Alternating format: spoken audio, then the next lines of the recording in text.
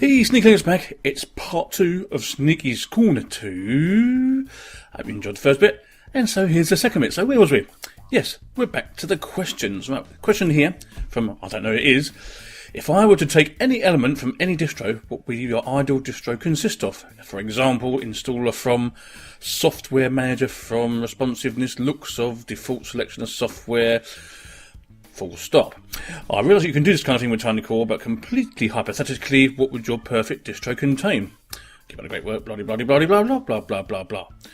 Well, that is a video all on its own, that one. Very, very, very good question. And you know what? You've won the USB stick. Yes, you, man. You. Whoever your name is, but I will go and get that. I must find who that was. Yes, so whoever answered that question, or asked it, should I say, has one USB stick with all the ISOs on. Nice. But I will make a video of that on its own. That'd be a really good one. Nice. Thank you very much. Next one we've got here is from Econs. Right, Econs? And he says, do you think Canonical has made the right decision implementing Unity? Many people have had problems running GNOME Shell, and without it, the standard GNOME 3 platform is quite horrible. Unity, not for me, I'm afraid. I just can't get on with it. Although, on the other hand, all my children love it. It's just...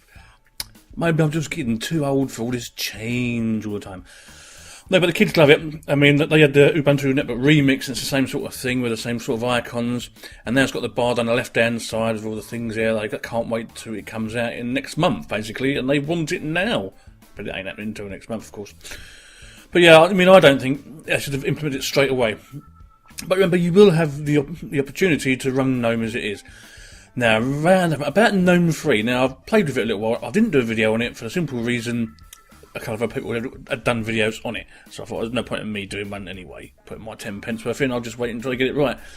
Now, I found that some of the things they've implemented in it, basically, especially the having no boxes at the top to maximise and minimise and all that, that would be off-putting to start with. But then when I thought about it, it's quite a good idea, really, because you don't really need them, do you? You've got different mouse buttons, etc, etc. Yes, I think once they get the little niggles sorted out with GNOME 3, I think it'll be alright, actually. Nice one. Next. Wait, blah, blah, blah, blah. Who's this from? I don't know. His name is not there. But anyway. Blah, blah, blah, blah, blah. He's wanted to get into Linux since he'd heard about it several years ago, but there was just too many options and so many builds. Excuse me. And too much technicality. And he didn't want to be a command line noob, because he was born and raised on Windows, man.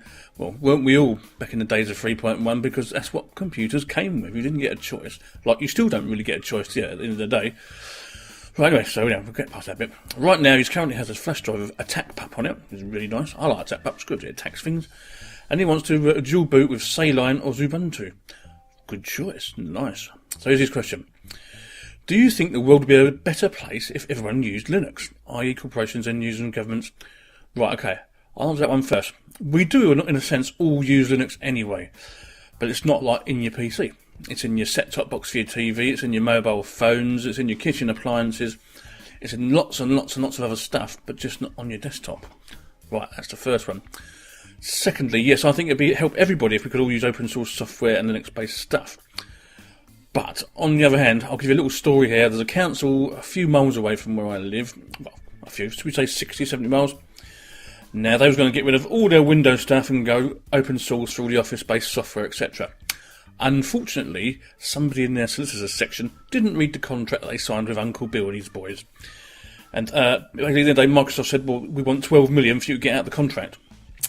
Now, they're supposed to be saving money now. I mean, times are hard, and it was going to save them lots and lots of money, but they would have had to pay this up front to get rid of all the stuff that they want to get rid of. So whoever done that contract and read it for the council should be shot, hung, drawn and quartered. Thank you. That's that one. And what age was I when I first got into Linux, and what was my first distro? I was about 30-odd, I suppose, yeah? Mid-30s.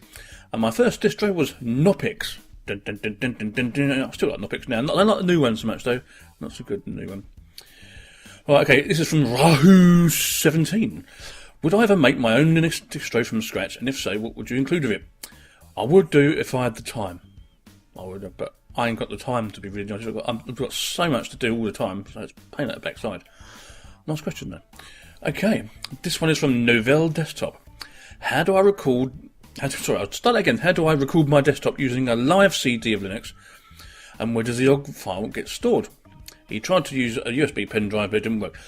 Right, you'll normally find if you've got enough RAM and the CPU's fast enough, blah, blah, blah, your live CD will work with Record My Desktop. It will just save in your home folders. It normally would do, and you just get it off, basically.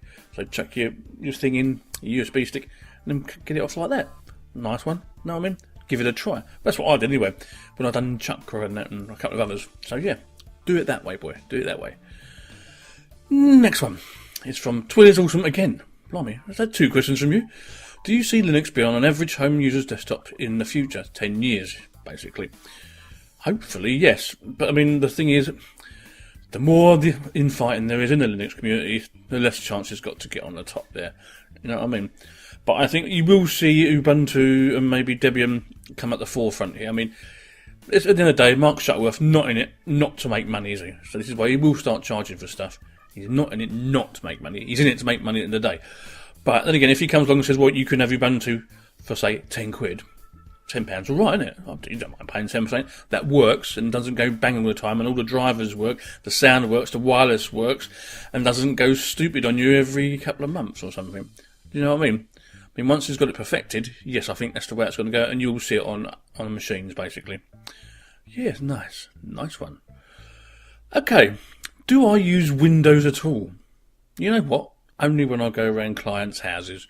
I do have a Windows machine in the house, but I'll be really honest with you, I've not actually plugged it into the power socket for about a year and a half. So I suppose I should do, really.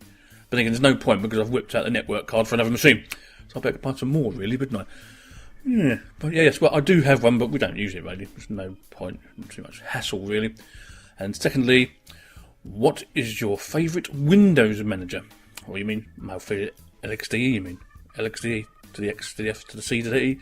I like LXDE and XFCE personally, although I'm using GNOME at the moment. Alright, you know, I like them all, mate. I like Enlightenment as well, but you know, it all depends what I'll get up like at the end of the day. Anyway, that's the end of part 2 of Sneaky's Corner. We'll be back next with part 3, that's the final part, and we'll get everything done then. Sneaky Linux out. I see you later. Bye bye.